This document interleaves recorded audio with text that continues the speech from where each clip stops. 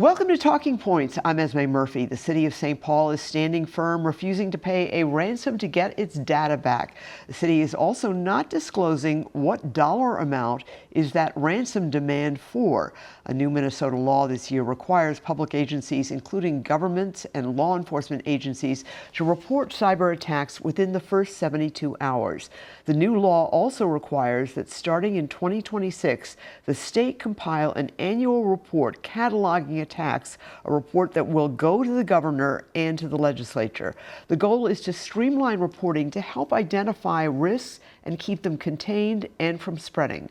According to cybersecurity advocacy site cyberattack, the average ransomware demand from government agencies is $2.2 million. The average cost of recovery from a ransomware attack can be much higher at over $5 million. That's an estimate according to IBM.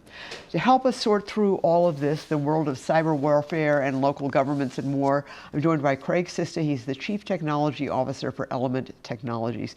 Thank you so much for coming on. Yeah, thank you for having me. All right. We were just getting started here before we started taping, and you talked about how you actually got involved in this whole area of work as a sort of sideline to the 2013 Target breach, one of the biggest breaches ever, which I think 40 million consumers' data was compromised. But you actually helped the FBI find one of the people responsible for one of the breaches. For one of the breaches, one of Target's vendors was compromised. And at the time, they weren't sure if it was related to the larger Target breach, but I was fortunate enough to work with the FBI and U.S. Attorney's Office. Okay, and you've also worked with government entities. You've worked with the state of Minnesota.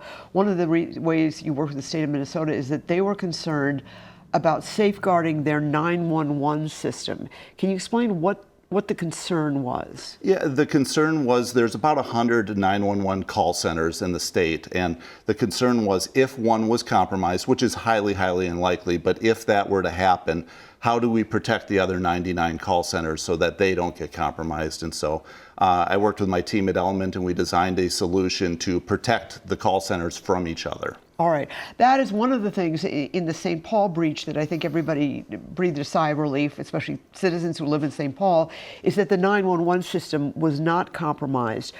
The city has not exactly been forthcoming about everything that's been going on there, which I suppose is to be expected. But what's your read on what is going on there? Because it's been a number of weeks. My read on it at this point is likely that and this is speculation, they may have had an issue with their backups because they've been down for a number of weeks.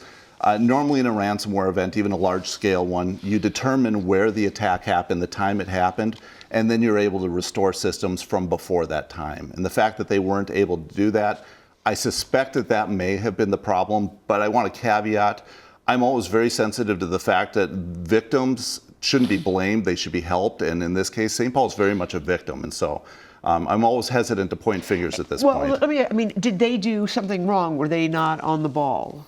No, there's a saying in cybersecurity that the good guys have to be right every single time and the bad guys only have to be right once. All right. Mayor Melvin Carter of St. Paul did identify the group as a group called Interlock that apparently is well known. You know about it, that has been at this for well over a year. Some of its actors and individuals involved in Interlock were involved in other cyber breaches going back years. Why is nobody arresting them? Nobody's arresting them because they're almost always foreign actors. It's very rare for bad actors like this to be operating within the United States. The FBI is very good at catching them when they're in the United States, but oftentimes they're in Russia, they're in China, they're in Nigeria. So it's just that much harder to get to them. All right. But literally, if somebody tries to do this within the United States, you're saying that they're probably going to get caught. It's much more likely they're going to get caught, yes. Okay. So what is the real concern when a government agency gets hacked? We know that there are some files from the Park and Rec Board where there were some recipes that were hacked, and we're saying, well, that's not such a big deal. What's the concern here, and why is St. Paul so worried, do you think? Yeah, first and foremost, the primary concern with any government entity is critical infrastructure. So water, electricity, the things that frankly keep us alive, making sure that those are secure and protected. And then moving on to all of the residents' personal information or information the city may hold on them. that could be used to manipulate citizens, to trick them into giving out financial information or paying money that they shouldn't have to. In fact, I think you actually told us that one of the things you advise people in St. Paul to do is be very careful if you get something unexpected from the city of St. Paul asking about information or money. Yeah, absolutely. And definitely have a sense of heightened security right now, but that should always be the case. If you receive an email asking for a payment, be absolutely sure what you're paying before you click on that and do it, because bad actors are just getting better and better. Well, and some of these emails are incredibly convincing. Yes. I mean, it makes it sound like you've made a mistake, and then you're kind of rushing to do it. One of the things that you talked about is backups. You're questioning whether St. Paul actually had backups. Does every company or every government have backups to everything that they're doing? Yeah, anything critical is backed up. But then the question is, how is it backed up? Because bad actors, the first thing that they want to do is they want to get to those backups and destroy them, because a company is much more likely, an organization is much more likely to pay the ransom if they don't have anything to fall back on. And so that would be the question, is how were those backups set up and were they protected? Okay. It sounds, in talking to you, it's really obvious that there is a whole lot of effort that's going into this that we don't even know about, and a whole lot of money, both at the government level and also within companies. What is this? What's the impact on all of us? What's this costing us?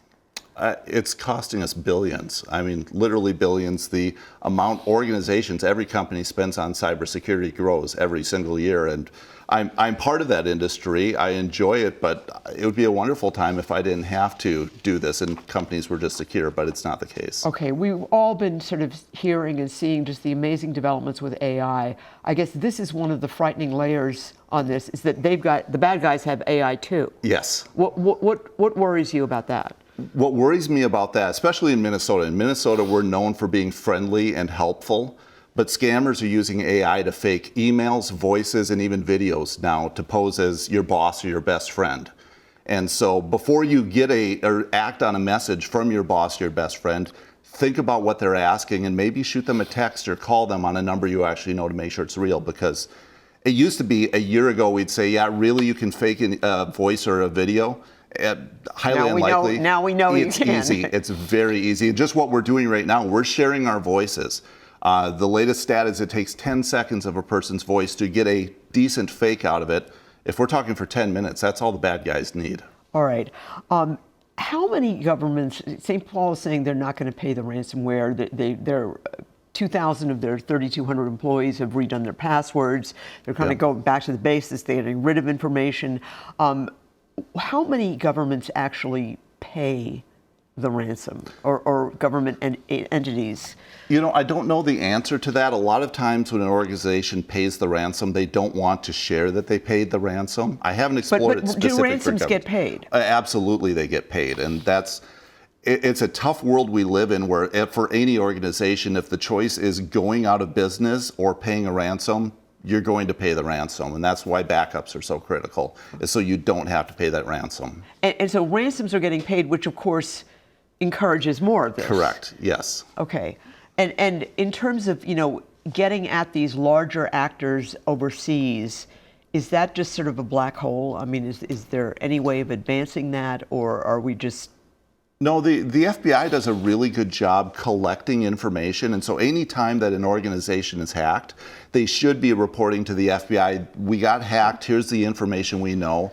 They compile all that, and they're taking down bad actors all the time. The problem is it's kind of like whack-a-mole. Okay. You take down one group, and those same actors, Interlock isn't a new group of hackers. These guys have been doing it for a very long time. And I think most people who work in the corporate world do get these training sessions every few months where they're told not to click on a phishing thing and how to recognize phishing.